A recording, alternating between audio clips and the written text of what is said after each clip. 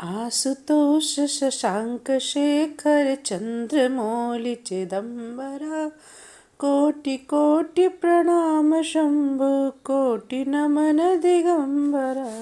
जय भोलेनाथ, हर हर महादेव। आप सब पर महादेव की कृपा सदा बनी रहे।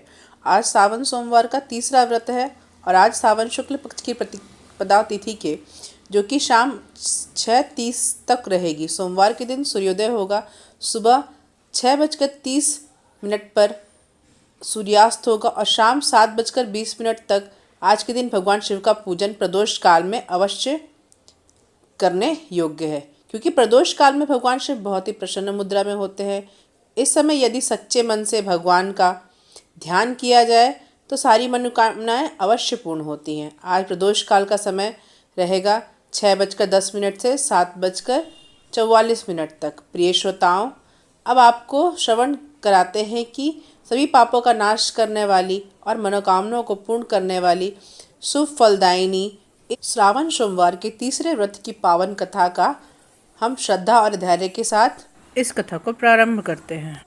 हे परम कल्याण स्वरूप, हे संपूर्ण भूतों के ईश्वर, हे महेश्वर, आपको मैं सत सत सत नमस्कार करती हूँ। पौराणिक कथा के अनुसार अमरावती नगर में एक धनी व्यापारी रहता था। दूर दूर तक उसका व्यापार फैला हुआ था। नगर में उस व्यापारी का सभी लोग बहुत ही मान सम्मान करते थे। इतना सब कुछ होने पर भी वह व्यापारी मन से बहुत दुखी था, क्योंकि उस व्यापारी का कोई पुत्र जो नहीं था। दिन रात उसे बस एक ही चिंता रहती थी कि उसकी मृत्यु के बाद इतने बड़े व्यापार और इतनी धन संपत्ति को भला कौन संभालेगा। पुत्र प्राप्ति की इच्छा हेतु वह व्यापारी हर सोमवार भगवान शिव का व्रत किया करता, पूजा किया करता। सायंकाल को वह व्यापारी शिव मंदिर में जाकर भगवान शिव के सामने घी का दीपक भी जलाता। उस व्यापारी की भक्ति देखकर एक दिन देवी पार्वती ने भगवान शिव से कहा, हे प्रभु, यह व्यापारी आपका सच्चा भक्त है। कितने दिनों से यह सोमवार का व्रत और पूजन नियमित कर रहा है। भगवान, आप इस व्यापारी की मनोकामनाएं अवश्य पूर्ण करें। तब भगवान शिव ने मुस्कुराते हुए कहा, हे पार्वती, इस संसार में मैं सबको उसके कर्म के अनुसार ही फल देता हूँ। प्राणी जैसा कर्म करता है उसे वैसा ही फल मिलता है। इसके बाद भी देवी पार्वती नहीं मानी। उन्होंने बार बार आग्रह करते हुए कहा, हे महादेव, प्रभु, आपको इस व्यापारी की इच्छा पूरी करनी ही पड़ेगी। यह आपका अनन्य भक्त है। हर सोमवार आपका विधिवत व्रत रखता है और पूजन अर्चना के बाद आपको भोग लगाकर एक समय ही भोजन भी ग्रहण करता है। आपको इसे पुत्र प्राप्ति का वरदान तो देना ही होगा। देवी पार्वती का इतना आग्रह देखकर भगवान शिव ने कहा, देवी, तुम्हारे आग्रह पर मैं इस व्यापारी को पुत्र प्राप्ति का वरदान तो दे दूं, लेकिन इसका पुत्र केवल 16 वर्ष तक ही जीवित रहेगा। उस रात भगवान शिव ने स्वप्न में उस व्यापारी को दर्शन देकर उसे पुत्र प्राप्ति का वरदान दिया और उसके पुत्र के 16 वर्ष तक जीवित रहने की बात भी बताई। भगवान के वरदान में उस व्यापारी को खुशी तो हुई, लेकिन पुत्र की अल्पायु ने उसकी सारी खुशियों को नष्ट कर दिया। व्यापारी अब भी पहले की तरह सोमवार का विधिवत व्रत करता। कुछ महीनों पश्चात उसके घर एक बहुत ही सुंदर पुत्र उत्पन्न हुआ। पुत्र जन्म से व्यापारी के घर में खुशियां भर गई। बहुत धूमधाम से पुत्र जन्म का समारोह मनाया गया। व्यापारी को पुत्र जन्म की अधिक खुशियां नहीं हुई, क्योंकि उसे पुत्र की अल्पायु के रहस्य के बारे में पता था, लेकिन यह रहस्य घर में किसी और को मालूम न था। विद्वान ब्राह्मणों ने उस पुत्र का नाम अमर रखा। जब अमर 12 वर्ष का हुआ तो शिक्षा के लिए उसे वाराणसी भेजने का निश्चय किया गया। अमर ने मामा दीपचंद के साथ वहां जाने का निश्चय किया। अमर को शिक्षा प्राप्त करने के लिए वाराणसी छोड़कर उसके मामा ही उसके साथ गए। अपने मामा के साथ शिक्षा प्राप्त करने के लिए चल जाने पर रास्ते में ही अमर और दीपचंद रात्रि विश्राम के लिए ठहरते रहे। यज्ञ करते या ब्राह्मणों को भोजन भी कराते। ये लंबी यात्रा के बाद अमर और दीपचंद एक नगर में पहुँचे। उस नगर में राजा की कन्या के विवाह की खुशी में पूरे नगर को सजाया गया था। निश्चित समय पर बारात आ, लेकिन वर का पिता अपने बेटे के एक आंख से काने होने के कारण बहुत ही चिंतित था।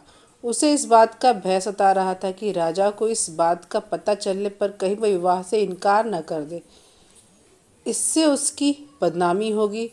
वर के पिता ने अमर को देखा तो उसके मस्तिष्क में एक विचार आया। उसने सोचा, क्यों न इस लड़के को दूल्हा बनाकर राजकुमारी से विवाह करा दूं। विवाह के बाद इसको धन देकर विदा कर दूंगा और राजकुमारी को अपने नगर में ले जाऊंगा। वर के पिता ने इस संबंध में अमर और दीपचंद से बात की। दीपचंद ने धन मिलने की लालच में वर के पिता की बात स्वीकार कर ली और अमर को दूल्हा बनाकर वहां बैठा दिया। राजकुमारी चंद्रिका से विवाह करा दिया गया। राजा ने बहुत सधन देखकर राजकुमारी को विदा किया। अमर जब लौट रहा था तो सच नहीं छिपा सका और उसने राजकुमारी के दुपट्टे पर लिख दिया, राजकुमारी चंद्रिका, तुम्हारा विवाह तो मेरे साथ हुआ है। मैं तो वाराणसी में शिक्षा प्राप्त करने जा रहा हूँ। अब तुम्हें जिस नवयुवक की पत्नी बनना पड़ेगा वह एक आंख से काना है। जब राजकुमारी ने अपने दुपट्टे पर लिखा हुआ पढ़ा तो उसने काने लड़के के साथ जाने से इनकार कर दिया। राजा यह सब जानकर अपनी पुत्री को महल वापस ले आया। उधर अमर अपने दीपचंद मामा के साथ वाराणसी पहुंचा। अमर ने गुरुकुल में पढ़ना प्रारंभ कर दिया। जब अमर की आयु 16 वर्ष की हुई तो उसने एक यज्ञ किया। यज्ञ की समाप्ति पर ब्राह्मणों को भोजन कराया, खूब अन्न वस्त्र दान किए। रात में अमर अपने शयन कक्ष सो ही रहा था कि शिवजी के वरदान के अनुसार शयन अवस्था में ही अमर के प्राण पखेरु उड़ गए। सूर्योदय पर मामा अमर को मृत देखकर रोने पीटने लगा। आसपास के लोग भी एकत्र होकर दुख प्रकट करने लगे। मामा के रोने विलाप करने से स्वर सीमा से गुजरते हुए भगवान शिव और माता पार्वती ने भी सुने। तब माता पार्वती ने भगवान से कहा, प्राणनाथ, मुझसे इनके रोने का स्वर सहा नहीं जा रहा।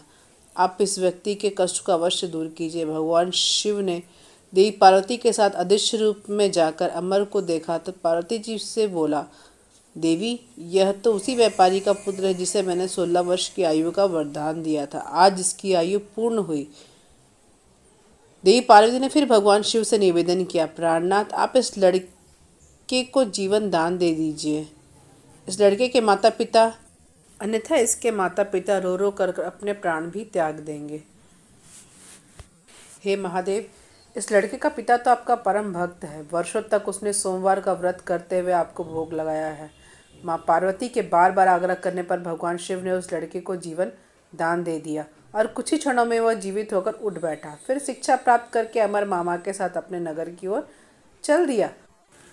दोनों चलते हुए उसी नगर में पहुंचे जहां अमर का विवाह हुआ था। उस नगर में भी अमर ने यज्ञ का आयोजन किया। समीप से गुजरते हुए नगर के राजा ने यज्ञ का आयोजन देखा। तब राजा ने अमर को तुरंत पहचान लिया। यज्ञ समाप्त होने पर राजा अमर और उसके मामा को महल में ले गया और कुछ दिन उन्होंने महल में रहकर बहुत अच्छे से गुजारे। धन वस्त्र देकर राजकुमारी को विदा करने के साथ रास्ते में सुरक्षा के लिए राजा ने बहुत सारे सैनिक भी साथ में भेजे। दीपचंद ने नगर में पहुंचते ही एक दूत को घर भेजकर अपने आने की सूचना भेजी। अपने बेटे अमर की जीवित वापस लौटने की सूचना व्यापारी सुनकर बहुत ही प्रसन्न हुआ। पत्नी के साथ स्वयं को एक कमरे में बंद कर रखा था। भूखे प्यासे रहकर व्यापारी और उसकी पत्नी बेटे की प्रतीक्षा कर रहे थे। उन्होंने प्रतिज्ञा कर रखी थी कि यदि उन्हें अपने बेटे की मृत्यु का समाचार मिला तो वे दोनों भी अपने प्राण त्याग देंगे। व्यापारी अपनी पत्नी और मित्रों के साथ नगर के द्वार पर पहुंचा और वहां उसने अपने बेटे और बहू का बहुत ही धूमधाम से स्वागत किया। राजकुमारी चंद्रिका को देखकर उसकी खुशी का कोई ठिकाना न था। उसी रात भगवान शिव ने व्यापारी के स्वप्न में आकर कहा, श्रेष्ठी, मैंने तेरे सोमवार के व्रत करने और व्रत कथा सुनने से प्रसन्न होकर तेरे पुत्र को लंबी आयु का वरदान दिया है।